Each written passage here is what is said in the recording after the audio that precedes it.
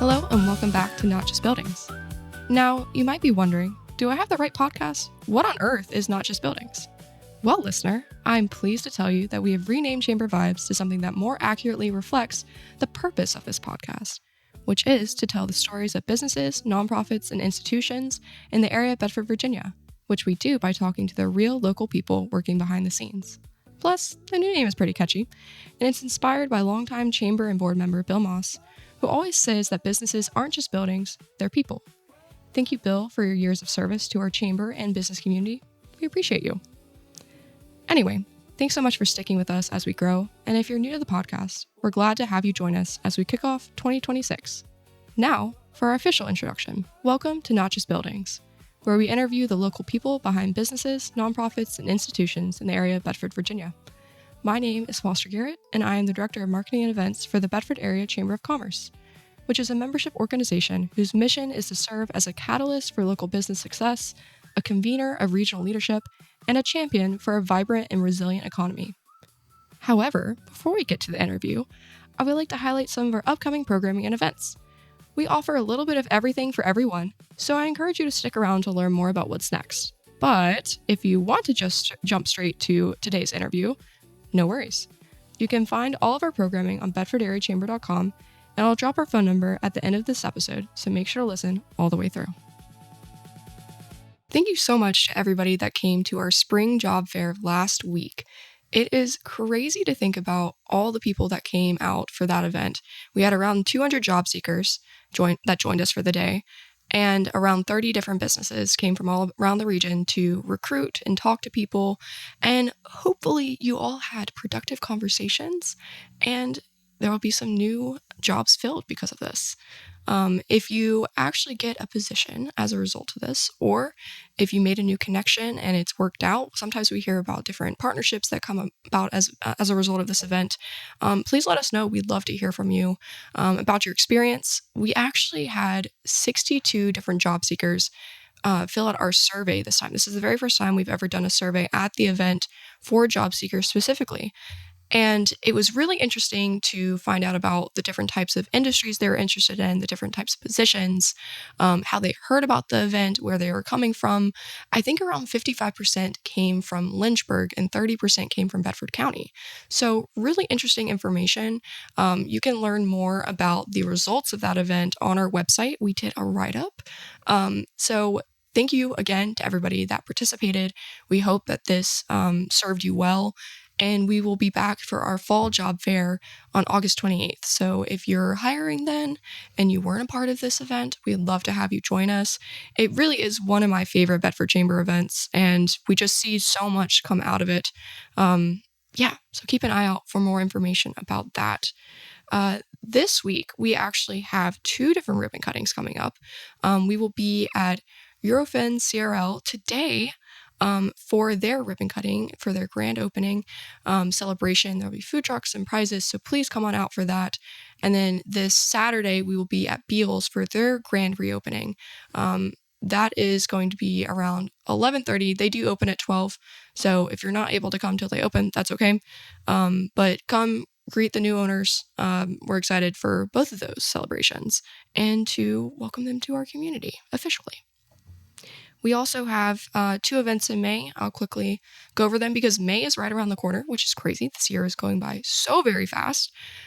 But next Tuesday, Cinco de Mayo, May 5th, we will be at Cedar Oaks Farm for our legislative wrap-up breakfast. So we will have all 3 of our state legislators join us for a moderated Q&A specifically about the General Assembly session and what decisions were made and their effects upon our local community.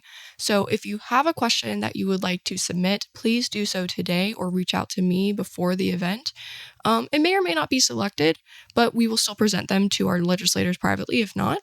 And we would love for your voice to be heard. We want you and your business, your organization to be a part of the conversation, to get you in front of our state legislators, know about what are the things that you're working on, what are some of the issues that you're facing.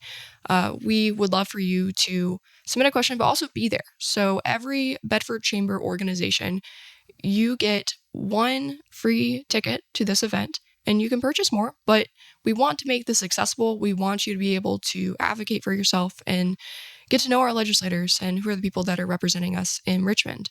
So that will be from 7:30 a.m. to 9 a.m. It's an early morning. We'll have breakfast and coffee from Bridge Street Cafe. But come on out next Tuesday. We do ask that you RSVP on our website. And another thing that we have going on in May, it's the last thing that I will mention, is a smart networking session all about marketing. So if you are a marketing professional and you just want to be a part of the conversation and connect with like-minded peers, we'd love for you to join us. Or if you need to expand your marketing toolbox, or maybe you don't know really what exactly your brand is for your nonprofit or your small business or what have you, and you want to kind of have a customized conversation with our panelists, we would love for you to join us. All of our smart networking sessions are free to chamber members and only $15 for non-members. That basically covers 2 cups of coffee plus your chair. So if you can RSVP for us, like I said at the beginning, everything I just talked about and more is on bedfordareachamber.com. And you're always welcome to reach out with questions. The chamber would love to hear from you, whether you're a chamber member, a community member, or just a listener who enjoys our podcast. But that's enough for me. Without further ado, please allow me to introduce today's guest, Lenore Coyle with Eurofins CRL. Thank you for joining me this morning. Well, thank you for having me. Of course. And I know that you've come quite a way to be here with us today. So I really, really appreciate you joining me today. I'm super excited to get to learn more about your business, especially because we're celebrating you later today. Yes. So let's just get into it. Can you just tell us a little bit about yourself and then about your business? Sure. So my background is I have a degree in biology. So got out of school a very, very long time ago with that degree. Wasn't quite sure what I was going to do with it and was looking around for different jobs and different areas that would interest me and stumbled across the clinical testing area. So got my first job in clinical testing, again, many, many years ago. I won't mention the year, but started working in a lab that tested cosmetics and personal care products to make sure they were safe, make sure they were efficacious and things like that. Learned that industry throughout the years, and here we are many years later at the helm of overseeing many labs that do that same kind of testing through Eurofins. So that's my background. And Eurofins as a whole is a really interesting company. We're part of what's called the TIC industry. Not a great name, Interesting. but what it stands for is testing, inspection, and certification. So where our labs come in that I oversee comes under the T part of the TIC testing, the testing part of it. So we basically make sure that products are safe and efficacious for the cosmetics and personal care industry, specifically to what I oversee. But Eurofins as a whole is a much bigger company. We span across the globe in 900 labs in over 60 countries, and we call our testing for life. So we test all different types of areas, from environmental to biopharma to food testing to anything in this room that you can put your hands on, touch, feel, that touches your skin, clothing, furniture, anything. Eurofins has a hand in it. The odd name of the company, it is an odd name, admittedly. Most people think we're either a surfboard company or a financial company based on the name, but it really is from an interesting origin. And Dr. Gilles Martin, who was the head of Eurofins since its inception in 1987, started with one test, which was called the sniff NMR test. And that test was really to determine the authenticity of grapes, to make sure that where the region the wine is coming from is real and that people aren't counterfeiting wine. So with that one test and a handful of employees, he started Eurofins almost 40 years ago now. Yeah. Next year will be our 40th anniversary. I was doing the math in my head just now. I was like, wow, that's a big one. I did it before we started the show to make sure I got it right. So from that, that's the group that we're a part of, and our labs across North America, 4 of which I oversee, one right here in Forest, Virginia, do that type of testing, cosmetics, personal care. And we also do dermatological testing for hair, skin, nail, either prescription medications or over-the-counter medications. So our touch is quite vast and across a lot of different areas. So very, very fun, very exciting. Yeah, that's very interesting. I feel like people don't really think about all the research that goes into products that we use. Yes. I mean, with makeup and skincare and stuff like that, you think about it. But I mean, you mentioned biotechnology and fabrics and stuff like that. Yes. I think we take a lot of that for granted. Absolutely. And making sure that's safe. And then when it's in the hands of the consumer, you can use it properly. You're instructed to use it properly from the company. All that has to be overseen to make sure it's accurate. And that when you have a product in your hand, A, you know how to use it. B, you know what to do if you have a reaction to it or if it malfunctions, and things like that have to be overseen. So that's what we do. That's really interesting. So you have your lab here locally in Forest. How long have you guys been in this area? So the lab itself, we just purchased the lab in October of last year. The lab itself was previously called Education and Research Foundation in Lynchburg. So they have been around for over 50 years in this community. And that's really what interested Eurofins and myself in that lab, and being part of that was the involvement in the community and how long they've been here. And they always have been overseen by a group of dermatologists, and they are overseen by that same group that took over today. Alexis Chantel is our derm PA there, and Dr. Carrie Cobb is our dermatologist as our medical director. So that lab really is rooted in this community for a very long time, over 50 years. So we're kind of the newcomer and taking them on and making them part of our family. So it's very exciting for us to build that here in this community. Yeah, that's amazing. And I really like that sometimes when new businesses come, they don't always have a good rooted feel for the community, and they don't always have the people that were doing that work in the first place. Right. I like that there's a partnership almost going forward. Absolutely. Yeah, that was hugely important to us because a major part of our business is our panelists and our study participants. So not having a connection to the community or starting from scratch is really difficult to do in this type of business. There's a lot of trust when you're saying, come in, test these products. We're going to oversee them, make sure they're safe for you, get your feedback.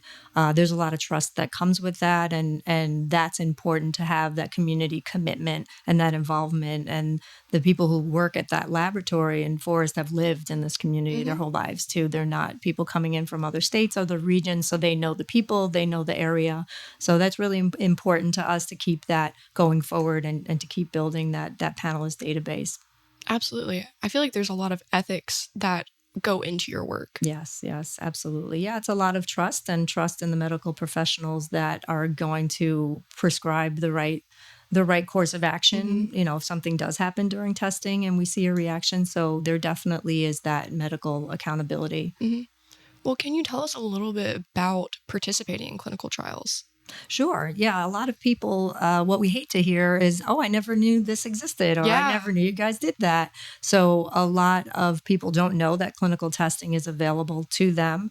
And it can be very specific. Say if you have acne, eczema, or you have a specific skin condition, that's definitely one area of testing that we do. But we also do some very fun and very generic areas that involve just color cosmetics, anti-aging products, full body products, body devices, and things like that, that just normal everyday people can participate in.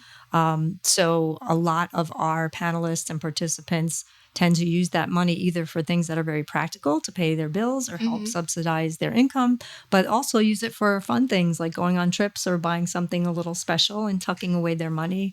So it is a nice side hustle, so to speak, or a nice side gig for folks to be able to do something a little bit extra. It doesn't take a whole lot of time out of your day, but just kind of coming to our lab, finding out what we have to offer and see if you qualify and get you on the study and bring your friends. So that's kind of how that all works. I mean, it sounds super easy. It is really, really easy and really fun. The staff enjoys it. You get to try new products, maybe products you wouldn't be able to try ordinarily because A, they're probably not on the market yet. B, they may be something that you wouldn't normally buy or try, or maybe out of your price range to try. But this is a nice opportunity to try, some things that maybe you're like, oh, I would love to try that, lipstick, but it's a little bit pricey. Yeah. So that's really cool. I hadn't really thought about it like that. Yeah, it's really a lot of, when we interview panelists, a lot of them will say, yeah, the money's nice, but I really like the fact that I get to use high-end products that I wouldn't normally buy. And that's my lipstick for that month or however long. Yeah. That's fun. Well, how long do the clinical trials typically last? I imagine it's different for every product. Yeah, absolutely. I mean, we have trials that last anywhere from 1 day in duration all the way through to 2 or 3 years, especially if we have, Really? like a medication or something that we take a little bit longer time to figure out the efficacy of. So, Yeah. And what are some of the things that you do on the back end with the lab testing? yeah, so on the back end, really our deliverable to the client at the end of the day is the data that we pull from the study. So we will, generate the data for the study report, run it through our QA system, provide it to the client, and then they'll use it either to submit to regulatory bodies or to support their claims testing. So when you see claims on packages, I see them differently now since I've been in this industry I'm so sure. many years. I probably have never seen them as a normal consumer, but consumers are savvy. They look for things on packaging. They look for things like dermatologist tested. They look for things like safe for sensitive skin, non-comedogenic.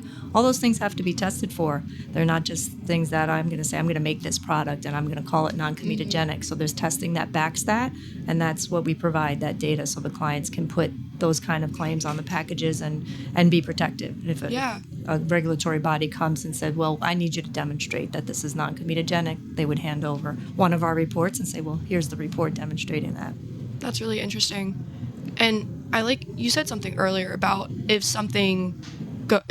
there's a reaction to a product, your team can kind of help people navigate that. Yes. And especially in the future, if somebody has like very, very sensitive skin, they use something and they have a reaction and they reach out and they're like, what do I do? Well, you have the step-by-step of how to protect yourself and deal with it. Absolutely, yeah. I So think it's that's very important. it's heavily monitored, and that's the whole goal, to make sure that what they're using doesn't cause a reaction and only causes irritation to a certain degree of what is expected for that product. So it really does help the participants navigate that as they're on a clinical study, because it is more monitored than just buying something off the shelf and using it and go, oh my gosh, I have a reaction. Hoping now. for What the do best. I do?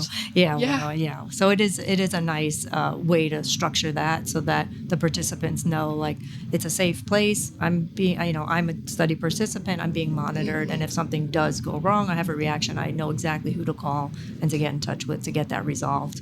That's really interesting. I have a friend who struggles with rosacea, so I might send her your way. You can, absolutely, Yeah. absolutely. We definitely either will have a study for her soon, or may even have a study for her right now. Oh, that would be awesome. Yeah.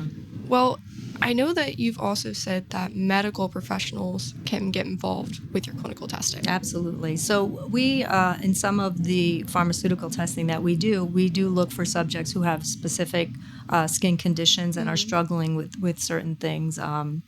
Like acne, rosacea, psoriasis, HS, things like that. And a lot of times it's very frustrating for a doctor trying to treat a patient and they can't get them to the place where they need them to be, because there's only so much available on the market for them to prescribe. So the point of clinical studies is really to get the research behind getting new products on the market that doctors can prescribe, that will help patients that are different, that are a little bit different from what's on the market now, or a little bit different approach. So what we do need from the community is our doctors in the community to know that we're running these clinical studies and to be able to refer patients to us when they've come to a point with them when they really are unable to help them anymore in a clinical setting. And they can come and say, hey, well, I have this clinical study that I know about, to be able to send them across to say, you might qualify, and that might be something that will help you further than how I've been able to help you here. Yeah. We have so many amazing medical professionals, doctors, yes, what have you, in this area. And I already have a couple that I might mention to you afterwards. Yeah, that might be good connections. I'm sure that they're already connected with the staff here, but maybe they don't know about the change. Maybe they don't know about the new website. Yeah. So that'd be great. Yeah, that's awesome. I think it's really interesting. I always really love doing this podcast and talking to people, because I come in having a certain thought about what exactly we'll talk about, and sometimes with things that that I'm really familiar with, I'm like, oh, I know exactly what we're going to talk about, and then we come in and I learn so much more. Oh, good. I'm glad. I mean, seriously, like the different applications and just with clinical testing and how it can really help people and serve not only our community but kind of the greater good. Absolutely. Almost. Yeah, we want to help. I mean, at the end of the day, that's the goal, is to get better products on the market, get the claims that are on products to be, true, and valid, and make sure that the consumer is making the most informed decision possible about what they're buying at the end of the day. We all work really hard for our money. So we want to make sure that what we buy, works. And if you say it does one thing, make sure that it actually does what it says. So that's kind of our role, and that's a sense of accountability to the community. And I know that you guys, we've mentioned your ribbon cutting. Do you want to talk a little bit about it, what people can expect? Absolutely. So our ribbon cutting will be today, starting at 3 o'clock from 3 to 5. And our address is 1080 Light Boulevard over in Forest, Virginia. So we hope that everybody makes their way over there if you're in the area. So we're going to have food trucks, a beverage truck, a couple of prizes to give away. You can hear all about the studies that we're enrolling for right now to see if you qualify for them. Our staff will be there to meet with you, to get you signed up and put you on these studies. And even if you just want some information and you just want to be put in our database, that works too. So when we have something that comes up, we certainly will have your name at our fingertips and we can give you a call. That's awesome. I mean, it sounds like a lot of fun. We'll just hope the rain holds up. That's keeping the fingers crossed for that. I know. I was checking the weather earlier. I was like, please. It's a little gloomy. I know. That's why I'm wearing flowers today. I'm trying to get us back into beautiful, warm spring. Some in the sun. I like. Yes, some in the sun. I love that. I'm gonna have to say that later. Yes. Well, Lenore, this has been a lot of fun. If people want to get in touch with you guys, if they want to learn more, what's the best way to do so? I think the best way right now is to go to our Facebook page, which is Eurofins, EURFINS. Again, there's that unique name, Virginia, VA. And then on that Facebook page would be the most current studies that we're enrolling for, how to enroll as a panelist in general, and how to get a hold of us. That's perfect. People love Facebook. They do. They really do. Well, is there anything else that you'd like to add? No, I think that's it. I think just, more awareness about what we do in the community, who we are, how to reach out to us is super helpful. So thank you so much for having me today. Of course. Thank you so much for taking the time to join me. I am super excited to learn more about you guys later. Yes, thank you. You're listening to Not Just Buildings, hosted by the Bedford Area Chamber of Commerce and produced by Media Squatch. There are so many great people working together to make the Bedford area a great place to live, work, and do business. And we hope that by telling their stories, our listeners are able to become more connected to our community. After all, there are so many hidden gems, services, resources, and amazing opportunities just waiting to be seized right here in the area of Bedford, Virginia. If you like this interview, I have great news for you. New episodes come out every week, and we have lots of episodes for you to catch up on in the meantime. Episodes are available on Media Squatch Plus, as well as Spotify, Apple Podcasts, our weekly newsletter, Facebook and website, and anywhere else you can find podcasts.